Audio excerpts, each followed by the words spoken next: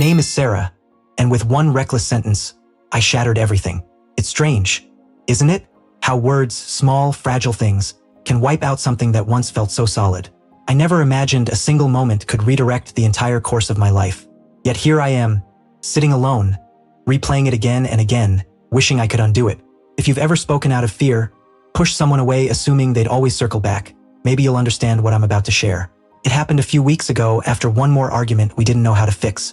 Matt and I had been together for 2 years, but recently something had shifted. The laughter had faded into size, the warmth into distance. I kept telling myself it was normal, that love had seasons, that the spark always reignites eventually. But deep down, I sensed something slipping. That night, the quiet between us felt heavier than usual. I sat curled up on the couch, scrolling aimlessly, pretending I didn't feel the tension pressing in on us. I heard Matt moving around in the kitchen, opening drawers with just a little too much force. When he walked into the living room, I saw it immediately. The worry in his eyes, the hesitation. He sat beside me and asked softly, "Sarah, what's happening to us?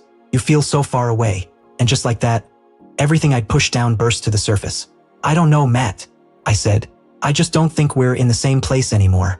Maybe we should just be friends." Even now, I can't explain why those words came out. They weren't true. They weren't even close to what I felt. It was fear of where we were headed, fear of being the one left behind. So I tried to take control of the ending. I thought I could soften the blow by turning love into friendship. He stared at me, confused, searching my face for something I couldn't offer. Then he stood up, no anger, no argument, and walked out. I figured he'd return once he cooled off. He always had before, but that night stretched into the next morning, then the next, and still nothing. No texts, no calls, only silence. At first, I convinced myself he just needed time. But as the hours turned into days, frustration started to overshadow my fear. How could he disappear like that? How could he take my words at face value? We had made it through worse. Eventually, I cracked and sent a message. "Matt, please talk to me. I didn't mean what I said. I was scared. I want to fix this." No answer. 3 days passed before he finally responded. One single text. "I've been thinking about what you said. I think you're right. Maybe we should really just be friends. I need some space to move on." I can still feel the sting of those words. They cut deeper than any fight we ever had. My heart sank because in that moment I realized he was only following the script I handed him. I thought he'd fight for me. I thought he'd refuse to let go. Instead, he believed me, and that's when I understood. I'd given him the goodbye he never wanted to say. I called him again and again, left voicemails full of apologies, promises, desperate explanations. Nothing, not a single reply. Every ignored message felt like another door inside him closing for good. Then one night I saw him.